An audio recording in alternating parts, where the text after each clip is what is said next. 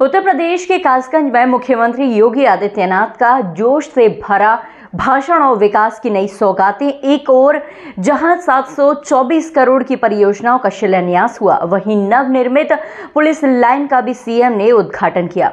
विशाल जनसभा को संबोधित करते हुए मुख्यमंत्री ने यूपी की कानून व्यवस्था, सेना की ताकत और पूर्ववर्ती सरकारों की विफलताओं पर जमकर निशाना साधा। निर्धारित समय पर कासगंज पुलिस लाइन पहुंचे मुख्यमंत्री योगी आदित्यनाथ के साथ प्रदेश के डीजीपी प्रशांत कुमार और एसीएस होम संजय प्रसाद भी मौजूद रहे।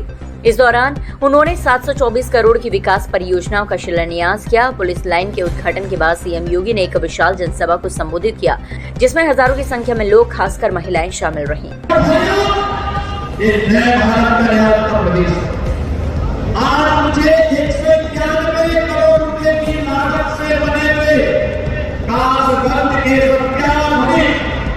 पुलिस लाइन के लोकार्पण का अवसर भी प्राप्त हुआ है।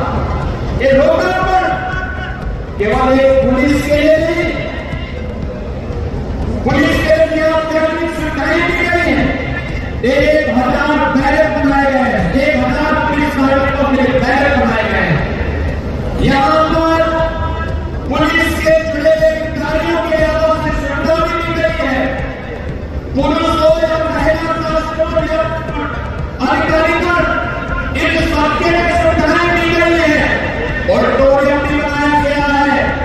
लेकिन साथ साथ यहाँ पर पुलिस के आधुनिक सुविधाएं भी उनको प्राप्त हो रही है, जो एक आधुनिक पुलिस को प्राप्त होने चाहिए। और उत्तर प्रदेश पुलिस आवास निगम ने एक समय सीमा के अंदर से निर्माण करते हुए आज समर्पित किया है और एक कार्यक्रम अलग रूप से आगे बढ़ेगा।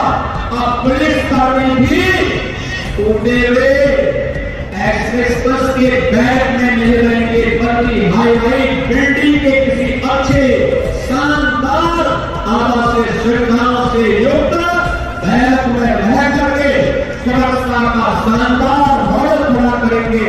यह पुलिस लाइन कासगंज इसका एक उदाहरण बनकर उतरी। सीएम योगी ने अपने भाषण में केंद्र सरकार की नीतियों और प्रधानमंत्री नरेंद्र मोदी के नेतृत्व की सराहना की। उन्होंने कहा कि बीते 10 सालों में सेना का आधुनिकीकरण तेजी से हुआ है और अब भारत अपनी रक्षा सीमाओं को लेकर पहले से कहीं अधिक सजग और सक्षम है। यूनिफॉर्म की क्या कीमत होती है, उसका क्या महत्व होता है। आपने अभी ऑपरेशन सिंदूर के माध्यम से पाकिस्तान की कमर को तोड़ने वाले भारत माता के बहादुर जवानों के शौर्य के माध्यम से देखा होगा।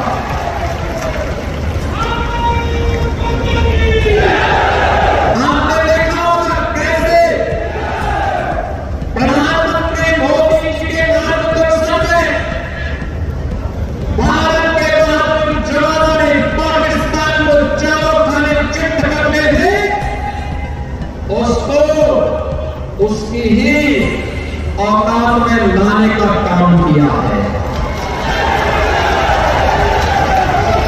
अगर हमारे पास मजबूत सेना नहीं होती, भारत माता के पास बहादुर जवान नहीं होते, तो पाकिस्तान जैसे दुश्मनों के रहते हुए देश की जनता कैसे सुरक्षित रहती, कैसे सुरक्षित रहती। अब तो भारत ने बता दिया है कि अगर हमारे एक नागरिक को भी छेड़ोगे तो अपने अस्तित्व के लिए जूझोगे, अपने अस्तित्व के लिए जूझोगे। और आज पाकिस्तान दुनिया के अंदर गुहार लगा हुआ है कि जान बकस लेगा। प्रधानमंत्री मोदी जी के नेतृत्व में सेना की आधुनिकीकरण को लेकर के, सेना के सुदृढ़ीकरण को लेकर के लगातार कार्य हुए हैं। और इसीलिए भारत की सेना दुश्मन के किसी भी प्रकार का मुकाबला करने के लिए सदैव तत्पर रहती है। अगर कभी दुश्मन ने कोई जरूरत की तो उसके घर में घुस करके उसको मार करके उसका काम तमाम कर देगी। क्षमता भारतीय सेना के पास है। बहनों और भाइयों, जो काम देश की सुरक्षा के लिए सेना का है, उसी प्रकार का कार्य नागरिक सुरक्षा में कानून का राज स्थापित करने में पुलिस की भी होती है। मुख्यमंत्री ने कहा कि भाजपा सरकार आने के बाद गुंडों और माफियाओं पर लगाम लगी है, बेटियों की सुरक्षा सुनिश्चित हुई है और प्रदेश में कानून का राज स्थापित हुआ है। उन्होंने पिछली सरकारों पर तंज कसते हुए कहा कि वह सज्जनों को प्रताड़ित और दुर्जनों का सम्मान करती थी। कोई सुरक्षित नहीं था। सैकड़ों होते होते सड़कों पर कर्फ्यू जैसा दृश्य दिखाई देता था। उपद्रवी और उत्पाती सड़कों बनाकर तांडव करते थे। न बेटी सुरक्षित थी, न व्यापारी सुरक्षित था। हर तीसरे दिन एक दंगा होता था। पर्व और त्योहार के पहले ही लोगों के घर में लोगों के मरने का आशंका आ जाती थी। पता नहीं अब क्या होगा, अब क्या होगा। प्रदेश में विकास ठप हो गया था। एक तरफ उपद्रव और दूसरी तरफ अंधेरा।